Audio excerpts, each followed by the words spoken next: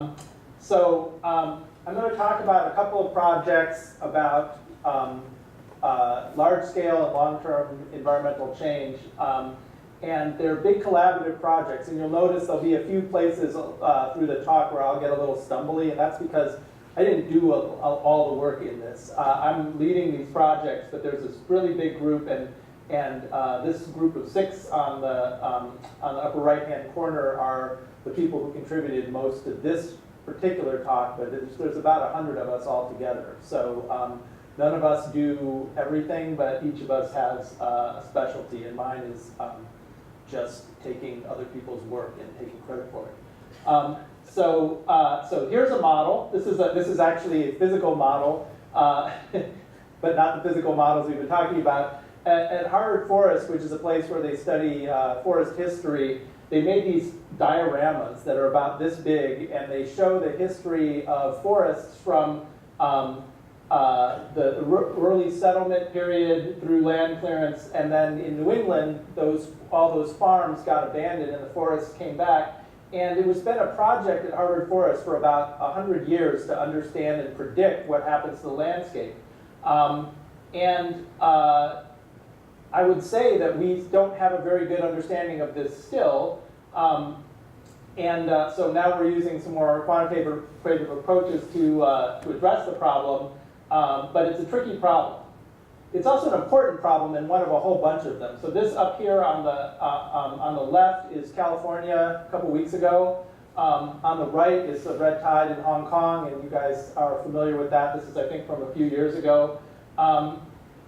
If you tie this in with disease modeling, invasive species, the whole set of environmental issues that we face as a globe, plus the fact that the underlying environment is changing in unprecedented ways, it's a really big challenge, and it's a really heterogeneous set of problems. And it's not clear what sort of predictive framework would work for all of these problems. Is it something that we have to do sort of piecemeal? Is it something that there are some sort of common solutions for? I think this week has been terrific, and I've been listening carefully to various proposals about how to improve predictive modeling. But the field of all these various sort of interrelated environmental fields are way behind on this stuff. And I'm going to show you an example of something we've done. But there's an awful lot of work to do, and I feel like the predictive approaches that we're using aren't getting implemented very well. We do know how to do this stuff, right? So if we just take the usual sort of forecast approach where we have a predictive model, and then we combine that with data and make a joint inference from the data and the model together. And we can even iterate that with an adaptive management cycle where people propose, make changes, and integrate those into the process. That works, and all of the various approaches that we've talked about all week are different versions of this. So how come we don't use these for environmental problems very often? Well, I think there's 2 problems. One is that the training of a lot of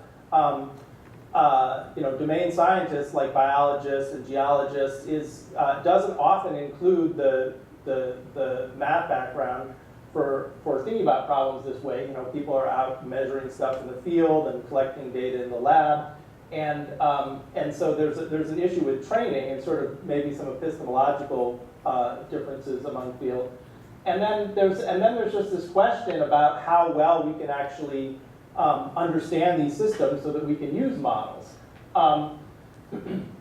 The predictive uncertainty in a model is really just a combination of the sensitivity of that model to the data, the environmental drivers, the parameters in the model, and the process error, which is just the how much the model is explaining of the actual latent process. And how much uncertainty there is in each of those components. I had to put up the Lorenz 63 graph because it's apparently at this conference everyone has to put it up.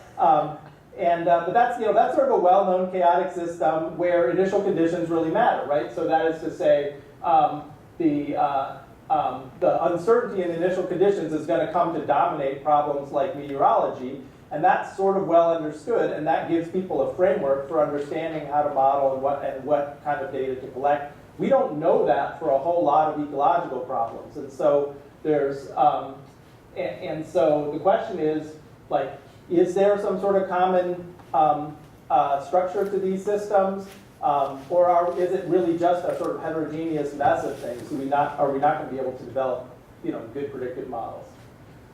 Okay, so the talk is going to have two parts. One of them is long, and I will tell you something about trees. And the other one is short, but is sort of what I really want to get across at the end.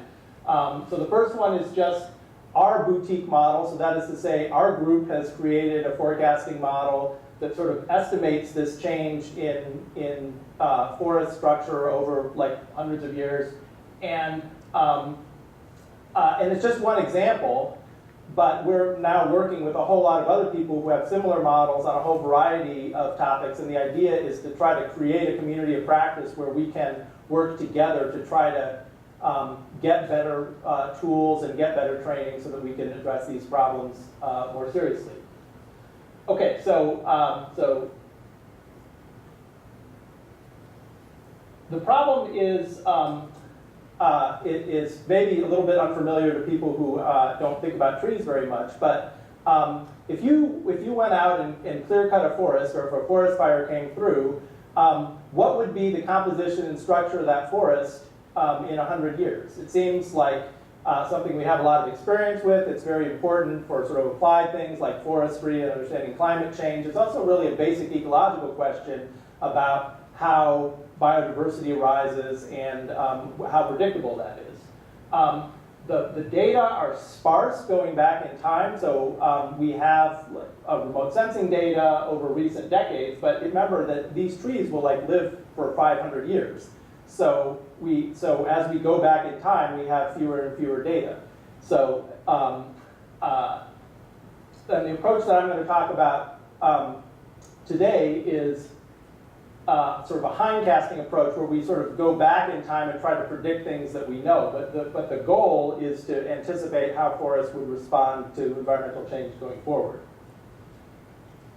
Okay, so you don't have to read all this, but this is just, in fact, you can't read it. But this is, these are 5 hypotheses that were laid out by a very famous forest ecologist back in the mid-'80s about what happened at Harvard Forest, which is the same place where those little dioramas are from, and the place where we have our data from. So he had 5 ideas about how species would change there, and this is part of a bigger debate about two species. So over on the left here, this is red maple. This is species that people don't like very much because it's sort of taking over the east and it's sort of shading everything out. Red oak is sort of a formerly abundant species, and so if you think about it from a conservation standpoint, there's a lot of people who are worried about the demise of red oak and why red oak is disappearing and red maple is taking off. But across these hypotheses, they include things like loss of fire regimes, changing climate, just basic understanding of the competition between these species. And conveniently for us, Greg Lorimer put these ideas out 30 years ago, and we have now 30 years of data to go forward. So we're going to sort of go back to his hypothesis and make a forecast and see what we learned with the data. So what do we know about how forests work? So basically, there's a couple of resources that trees care about. Light, they need for photosynthesis. Water, they need for photosynthesis. Nutrients are in here, although they don't play a big role in this model. Can't remember whether there's any other resources. And and this is a super simple model. So this model is just a stochastic simulator of all the species that would be in a forest, each individual tree. It was written in 1985, 10 years before my grad students were born.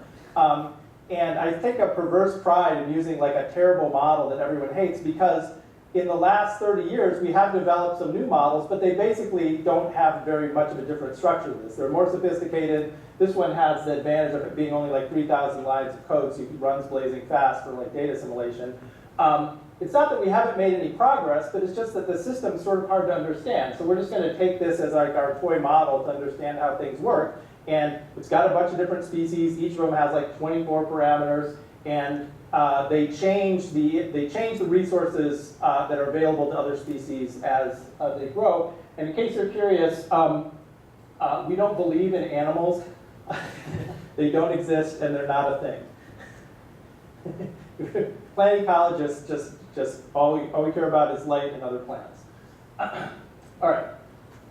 So what we're going to do is we're going to estimate. We're going to get data on the biomass or the size of these trees, how big these trees are over the last 100 years from tree rings. How every year the tree puts on a little ring. We're going to have a statistical estimate of that. Then we're going to assimilate that into this clunky old model. And we're going to, first of all, use that to learn whether red maple or red oak wins and why. And then we're going to partition the variance in that data assimilation scheme to try to understand which parts of uncertainty contribute the most to our prediction. Okay, so why biomass? Well, it's just it's a convenient thing that we have information on because we have these tree rings going back in time. The growth of the trees determines how competitive they are, because if you're a tree and you can grow over other trees, then you can keep them from getting light. And of course, the trees are made of wood, which has carbon in it, so they're sort of important for the carbon cycle as well. This is just sort of an example from linkages. The gray area is the temperature range at Harvard Forest, and these are just 4 different species and what their optimal light curves are. Like I said, it's really, really simple. And totally unrealistic. So we don't think this is how forests really work, but this is basic. This might be as good as we get in terms of understanding the details. Okay, what are the data? Well, there's tree rings, and something you might not know about trees is that they don't actually grow symmetrically. So they're not round. And you can see on this tree that there's sort of small rings on this side and big rings on that side. We take 3 increment cores. So here's someone pulling a core out of the tree, and you can measure the width of these rings on the core. So we take 3 different ones from the trees.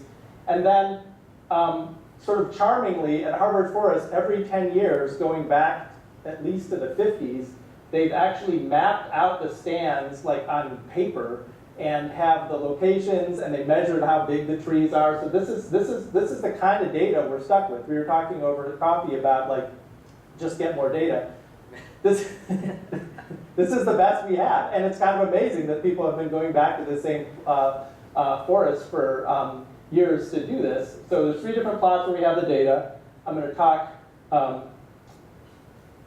quickly about the model, just like a little overview. It's a hierarchical Bayesian model. We're estimating the diameter of the tree as a function of a latent growth factor, which has individual effects for each tree, time effects for every year, and then a size effect. That is to say, trees probably grow differently when they get to be a different size, so we include that in there. We did some nice moment matching things to estimate the sort of asymmetry of the tree. And then we scaled up, so all we have is how much the tree is growing, where you take the increment core in, but we want to know like what the whole size of the tree is. So there's these things called allometric equations that basically are just estimates of how big the tree is based on how much it's growing around the base. So we have all those things with uncertainty, and here's the reconstructed total stand biomass for all of our 3 different plots. The black dots are the summary of all of those guys who went by every 10 years or so and measured all the trees. The tree rings data are annual, and the model does a pretty good job capturing variation across the plots and for every individual tree. So now we have all the information we need on the state variable to assimilate into the model. So state data assimilation, we're gonna take our model, our corny 1985 model written in Fortran 77, and simulate an ensemble of forests, assimilate data using a generalized ensemble filter that I'll talk about in a minute, and then every year sequentially learn how well the model's doing predicting things. Oops. All right, so how well does it work? Well, these are 4 species: red maple, yellow birch, white pine, and red oak. The first time step, the estimate is crazy because we just spun them up, but then we we constrain the initial conditions, and the analysis when you merge the data and the models together sort of narrows things down nicely. Yellow birch looks bad, but the scale is actually a different scale, so everything works pretty well. We can predict some species really well, like red oak. Some species have a sort of persistent bias in them, like red maple. But the nice thing about data assimilation is that every time step you learn, you get to fix that, and we can kind of diagnose what it is that's going wrong with our estimate of red maple. This is a crazy figure that my grad student made, but I kind of like it. This is the distribution of the diameters of trees for every year from 1900 over in the yellow colors to 2011 when we took the tree rings in the darker colors. And so the trees start small and get big. And this is just the model without data simulations. This is the model run by itself. We have a couple of benchmark years: 1937 when we have a good survey data, and 1961 when those plots start going in. You can see that basically, if you can sort of get the sense that this is just a whole bunch of probability distributions, you have basically the stand gets older and the trees get bigger, and they're sort of just constantly getting bigger for both the oaks and the maples. When we use the data simulation, you get kind of a different pattern. So basically, the maples didn't keep growing, right? So now there's a whole bunch of new, younger maples in the stand, and these sort of big old maples never happen. So when we just model going forward, it says, oh, there's going to be a whole bunch of maples, which is this thing everyone's worried about, that red maple's going to take over the world. In reality, what happened is the oaks kept growing. There's now very little oak recruitment in the understory because they get shaded out. So this is just, if that made sense, you can sort of see the difference between the two of these, is this is sort of what theory would predict, and this is sort of constrained with data. You get very different dynamics. What is it that's controlling the nice thing? So now that these things are assimilated into a mechanistic model, we can say, well, what is it that's limiting growth on these things? And without data assimilation, there's fewer maple seedlings. Mostly they're limited by light.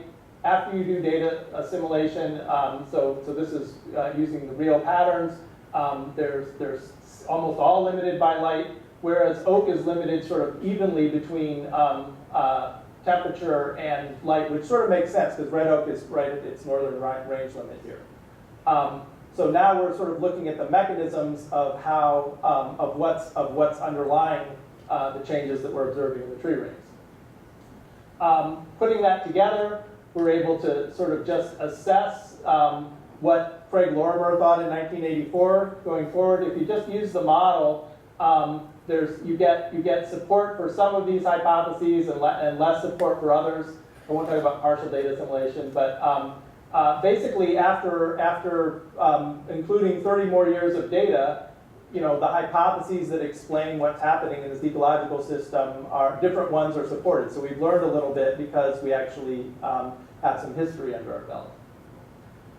I don't know how well that's going to be, how useful that's going to be going forward as a forecast, but if you did this for stands all over the place, then you might be able to get a good general sense of why red oak can persist in some places. Okay, so last part of the talk, okay on time, is just to think about that same data assimilation exercise that we went through and try to understand all the different kinds of uncertainty that go into this predictive forecast and learn which kinds of error are having the biggest influence on our predictive uncertainty. So the point of this is to if we can get a sense of what uncertainty is affecting the prediction the most, then those are things that we should address going forward. So if it's process uncertainty, we might think about our model. If it's initial conditions uncertainty, then it's a problem like weather forecasting, and we have to be careful with the initial predictions, with initial conditions and sort of what our forecast horizon is, et cetera. And then the other thing is that we might learn like just a little bit more about how forests work. So the approach is we have, in each of the models, we have demographic stochasticity, which is just draws from the distribution of the parameters for every individual plant. The initial conditions was a little tricky. This is still a little bit clunky. It's sort of work in progress here. But the idea was when people run these models without a bunch of data, they often just spin the model up to equilibrium and say, well, that's a good estimate for initial conditions. Because we actually have data from back in time, we can actually initialize both that way and we can initialize with data, and that gives us a sense of how much initial conditions matter for our prediction. Driver uncertainty is just we have meteorological data that we estimated with uncertainty, and so that's like the temperature and precipitation and things. We have uncertainty in that, so we can just sample across that. Same thing with the parameters. We estimated parameters for all these species based on data from Harvard Forest, so we have uncertainty in the parameters. And then the process uncertainty we estimated by using a latent state variable in the model, and I'm going to try to explain that on the next graph. So we built a generalized ensemble filter. That's how we did our data assimilation. If you just took like something familiar like an ensemble Kalman filter, you would just basically you would make predictions and then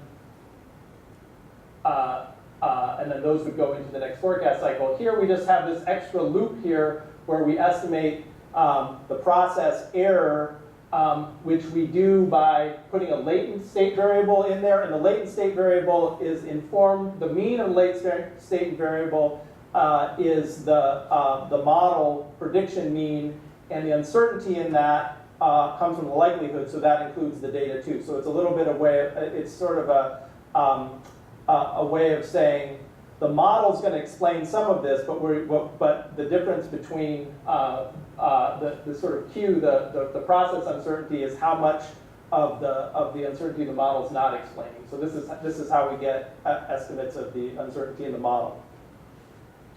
And so adding all these different, I meant to add something to this slide. This is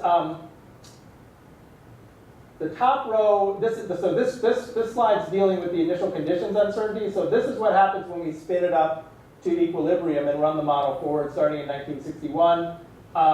And you can see that there's an awful lot of uncertainty in our prediction right at the start.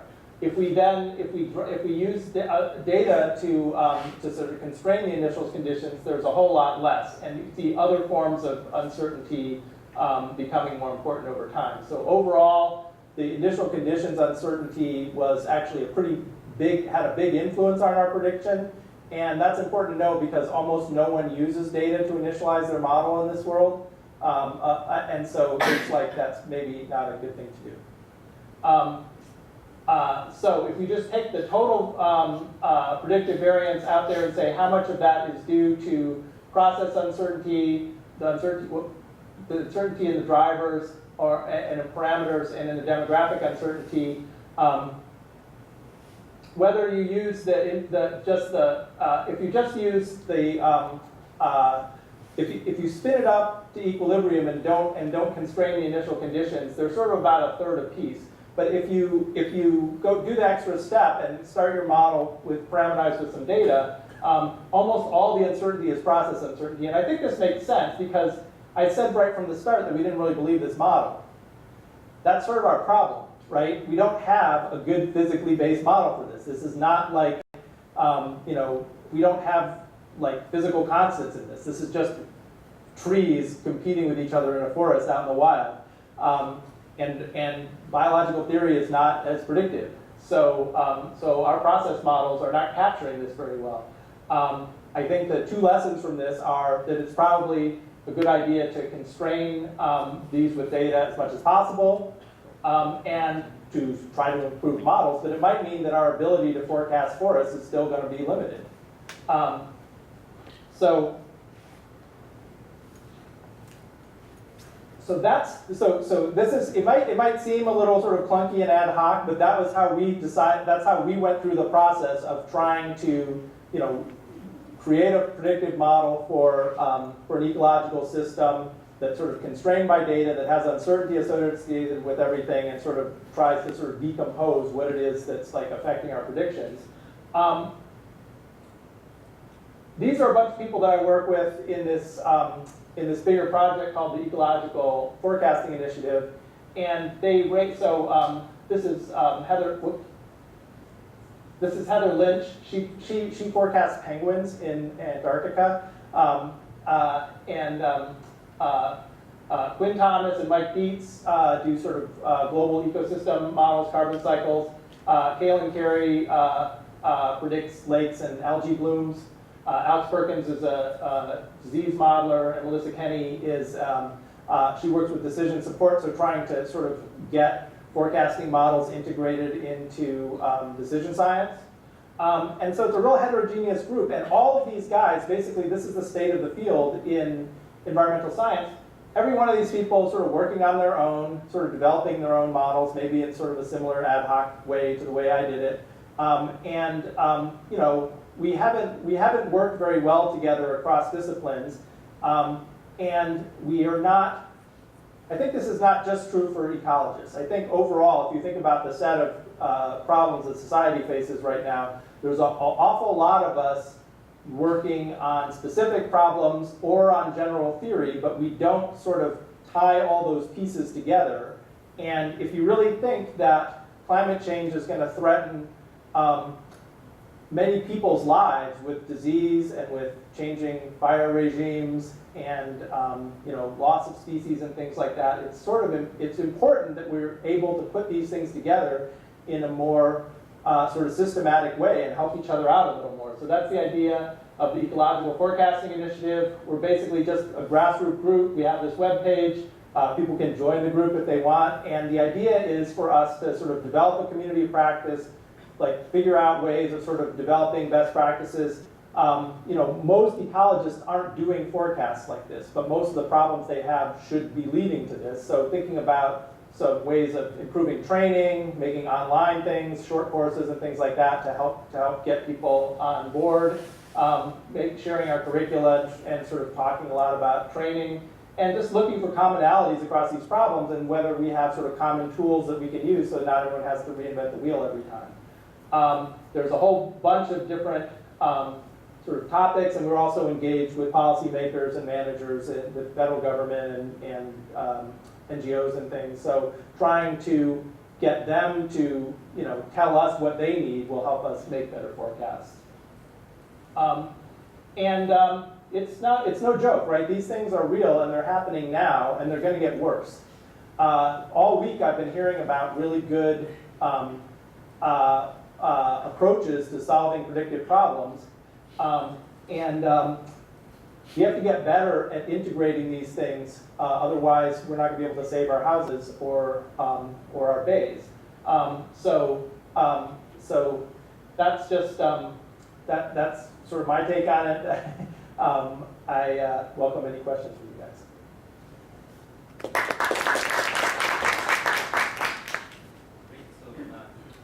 Wonderful talk by Professor McLachlan, and it reminded me of saving the planet and saving it for our next generation. So we should do something about it.